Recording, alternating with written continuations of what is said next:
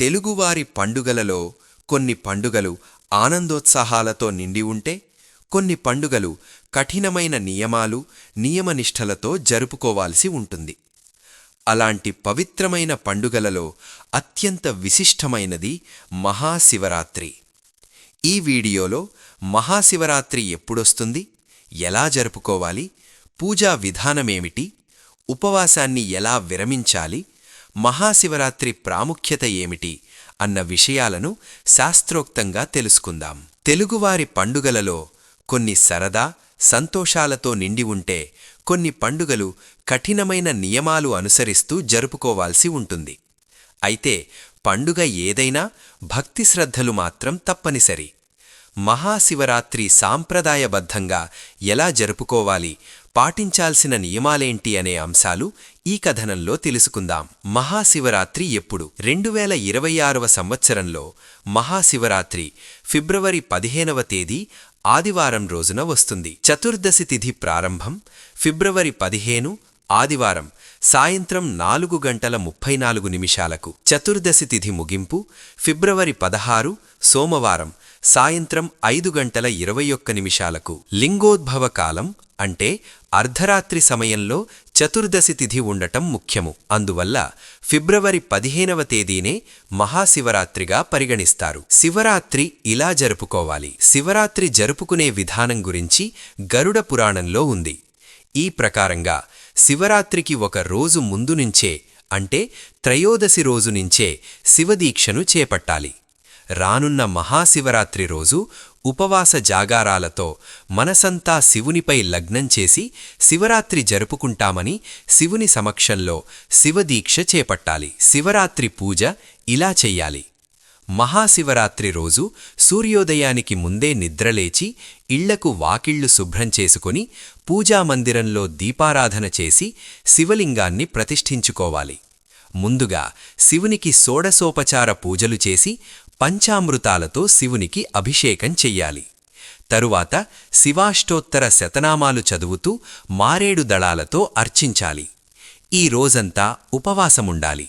మనసులో నిరంతరం ఓం నమఃశివాయ అని స్మరిస్తూ ఉండాలి. దేవాలయంలో ఇలా. ఇంట్లో పూజ పూర్తయ్యాక సమీపంలోని శివాలయానికి వెళ్లి శివునికి అభిషేకాలు జరిపించాలి.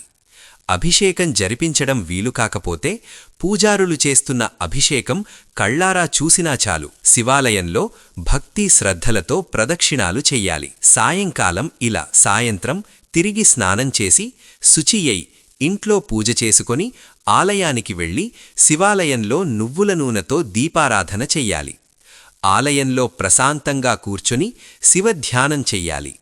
లింగోద్భవ కాలంలో జరిగే అభిషేకాలు చూడాలి. ఆ రాత్రంతా ఆలయంలో శివుని భజనలు, కీర్తనలు పాడుతూ జాగారం చెయ్యాలి. ఉపవాసాన్ని ఇలా విరమించాలి. మరుసటి రోజు ఉదయాన్నే తలారా స్నానం చేసి శివపూజ చేసుకుని శివునికి పంచభక్ష్య పరమాన్నాలతో నైవేద్యం పెట్టాలి. ఒక బ్రాహ్మణునికి భోజనం పెట్టి నూతన వస్త్రం, తాంబూలం, దక్షిణ ఇచ్చి నమస్కరించుకోవాలి. తరువాత భోజనం చేసి ఉపవాసాన్ని విరమించాలి. ఇలా భక్తి శ్రద్ధలతో ఎవరైతే శివరాత్రి రోజు ఉపవాసం, జాగారం చేస్తారో వారు పరమశివుని అనుగ్రహంతో ఇహలోకంలో సకల సౌఖ్యాలు పొంది అంత్యమున కైలాసానికి చేరుకుంటారు. ఓం నమఃశివాయ. మహాశివరాత్రిని ఎందుకు జరుపుకుంటారు? ఇంకా దాని ప్రాముఖ్యత ఏమిటి? అద్భుతమైన శివుని రేయి మహాశివరాత్రి అనేది భారత ఆధ్యాత్మికతలో ఎంతో ప్రముఖమైనది. ఈ రాత్రి ఎందుకంత ప్రముఖమైందో, ఇంకా దానిని ఎలా ఉపయోగించుకోవాలనే విషయాన్ని మీకు తెలియజేస్తాను. ఒకప్పుడు భారత సంస్కృతిలో సంవత్సరానికి 365 పండుగలు ఉండేవి. ఒక రకంగా చెప్పాలంటే ప్రతిరోజు వేడుక చేసుకోవడానికి వారికొక సాకు అవసరమయ్యేది. ఈ 365 పండుగలు వేరువేరు కారణాలకి, ఇంకా జీవితంలో దిరువేరు ప్రయోజనాల కోసం సూచించబడ్డాయి. వారు వివిధ చారిత్రాత్మక సంఘటనలు, విజయాలకు సూచనగా లేదా విత్తనాలు నాటడం, ఇంకా పంటకోత వంటి జీవితంలో కొన్ని సందర్భాలను వేడుకగా జరుపుకునేవారు. ప్రతి సందర్భానికి ఒక పండుగ ఉండేది. కాని మహాశివరాత్రికి మాత్రం ఒక ప్రత్యేక విశిష్టత ఉంది. ప్రతి చాంద్రమాన మాసంలోని 14వ రోజు లేదా అమావాస్యకు ముందు రోజుని శివరాత్రి అంటారు.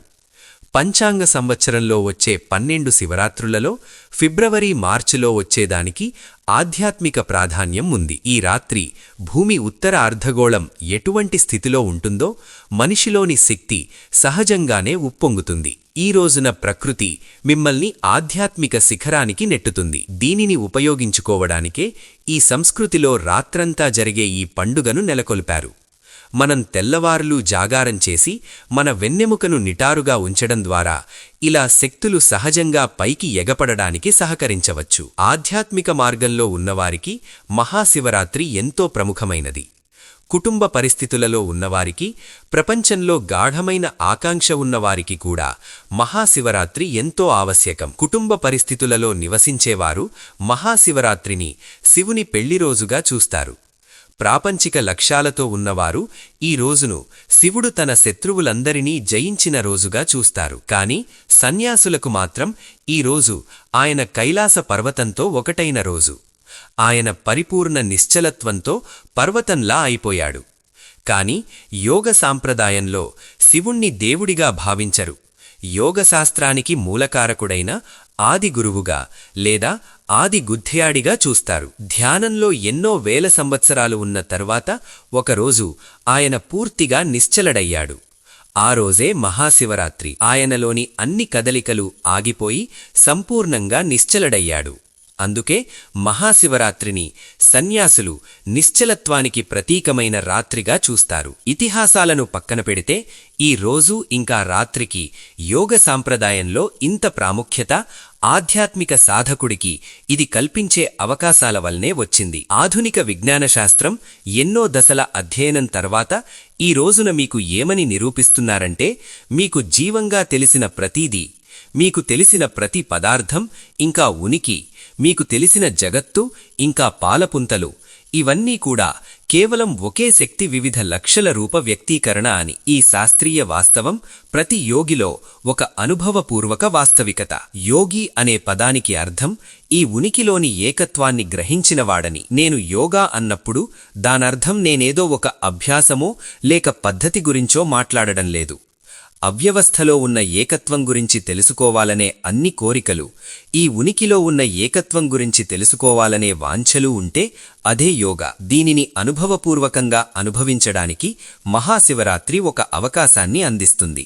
ఆధ్యాత్మిక జ్యోతిష్య సూత్రాల ప్రకారం దేవుళ్లకు కూడా ఇష్టమైన రాసులున్నాయి. ఆ రాసులవారు తమను ఇష్టపడే దేవుళ్లను భక్తిశ్రద్ధలతో పూజిస్తే తప్పకుండా కొన్ని గ్రహదోషాలు, అవయోగాలు తొలగిపోతాయి. ఫిబ్రవరి 15న వచ్చే మహాశివరాత్రిని దృష్టిలో పెట్టుకొని చూస్తే పరమశివుడికి ఇష్టమైన రాసులు మేషం, కర్కాటకం, సింహం, వృశ్చికం, మకరం, మీనరాసులు. వీరు మహాశివరాత్రి రోజున శివుణ్ణి ఎంత ఎక్కువగా ఆరాధిస్తే అంత మంచిది. వీరికి ఈ ఏడాది శివరాత్రి తర్వాత నుంచి యోగకాలం ప్రారంభమయ్యే అవకాశం ఉంది. మేషం రాష్ట్రాధిపతి కుజుడంటే భోళాశంకరుడికి ఎంతో ఇష్టం. కొద్దిపాటి పూజ, ప్రార్థనలతో శివుడు ఈ రాశివారిని ధనధాన్యాలతో బాగా అనుగ్రహించే అవకాశం ఉంది. ఈ రాశివారు ప్రతి శనివారం శివాలయానికి వెళ్లటం వల్ల వీరికి అనేక విధాలుగా సంపద పెరిగే అవకాశం ఉంది. వృత్తి, ఉద్యోగ వ్యాపారాల్లో పురోగతికి, ఆదాయ వృద్ధికి అవకాశాలు లభిస్తాయి. కొన్ని వ్యక్తిగత, ఆర్థిక సమస్యలు పరిష్కారమవుతాయి. ఆరోగ్యం బాగా మెరుగుపడుతుంది. ఇంట్లో శుభకార్యాలు జరుగుతాయి.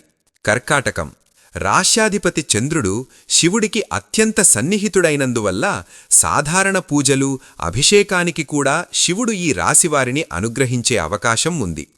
చంద్రుడు ఆరోగ్యానికి, శివుడు ఐశ్వర్యానికి అధిష్టాన దేవతలైనందువల్ల ఈ రాశివారికి మహాశివరాత్రి నుంచి ఆదాయం బాగా వృద్ధి చెందే అవకాశం ఉంది. వృత్తి, ఉద్యోగాల్లో పదోన్నతులు లభిస్తాయి. జీతభత్యాలు బాగా పెరుగుతాయి. ఆరోగ్య భాగ్యం కలుగుతుంది. విదేశాల్లో ఉద్యోగాలు, అవకాశాలు లభించే అవకాశం ఉంది. సింహం రాష్ట్రాధిపతి రవికి పరమశివుడు మిత్రుడైనందువల్ల శివస్తోత్ర పఠనంతో శివుడికి ఈ రాశివారు ప్రీతిపాత్రులవుతారు. వీరికి శివుడు అనుగ్రహం లభించే పక్షంలో ఉద్యోగులకు, నిరుద్యోగులకు విదేశీ ఆఫర్లు అందే అవకాశం ఉంది. వృత్తి, ఉద్యోగాల రీత్యా విదేశాలకు వెళ్లే అవకాశం కూడా కలుగుతుంది. పిత్రార్జితం లభిస్తుంది. ఆస్తి వివాదాలు, కోర్టు కేసులు బాగా అనుకూలంగా పరిష్కారమవుతాయి. ఆకస్మిక ధనప్రాప్తికి అవకాశం ఉంది. ఆదాయం బాగా వృద్ధి చెందే అవకాశం ఉంది. వృశ్చికం. రాశ్యాధిపతి కుజుడితో సాన్నిహిత్యం కారణంగా శివుడు ఈ రాశివారికి కొద్దిపాటి ప్రార్థనతో బాగా అనుగ్రహించే అవకాశం ఉంది. శివరాత్రి రోజున వీరు శివుణ్ణి మనసారా పూజించటం వల్ల ఆదాయం దినదినాభివృద్ధి చెందే అవకాశం ఉంది. మనసులోని కోరికలు, కొన్ని కలలు నెరవేరటం జరుగుతుంది. ఆర్థికంగా ఉన్నత స్థితికి చేరుకునే అవకాశం ఉంది. ఉద్యోగంలో హోదా పెరుగుతుంది. వృత్తి, వ్యాపారాలు లాభసాటిగా సాగిపోతాయి. అనారోగ్య సమస్యల నుంచి విముక్తి లభిస్తుంది. మకరం. రాశ్యాధిపతి శని పరమశివుడి భక్తుడైనందువల్ల ఈ రాశివారికి మహాశివరాత్రి నుంచి దశ తిరిగే అవకాశం ఉంది. కొద్దిపాటి శివపూజతో వీరికి అపారంగా కలిసి వస్తుంది. ఊహించని అదృష్టాలు కలుగుతాయి. కుటుంబంలో శుభ పరిణామాలు చోటు చేసుకుంటాయి. ఈ రాశివారి ఆర్థిక పరిస్థితి గణనీయంగా మెరుగుపడుతుంది. ఆదాయం బాగా వృద్ధి చెందుతుంది. ఆర్థిక లావాదేవీలు, షేర్లు, స్పెక్యులేషన్ల వంటివి బాగా లాభిస్తాయి. వృత్తి, ఉద్యోగ వ్యాపారాలు ధనవర్షం కురిపిస్తాయి. మీనం. రాశ్యాధిపతి గురువు సాక్షాత్తు దేవగురువు అయినందువల్ల ఈ రాశివారు మహాశివరాత్రి పూజల తర్వాత తప్పకుండా శివుడి అనుగ్రహానికి పాత్రులయ్యే అవకాశం ఉంది. గురుబలం పెరగటం తప్పకుండా అదృష్టాన్ని కలుగజేస్తుంది. ఆదాయం దినదినాభివృద్ధి చెందుతుంది. ఆర్థిక సమస్యలు చాలా వరకు మటుమాయమవుతాయి.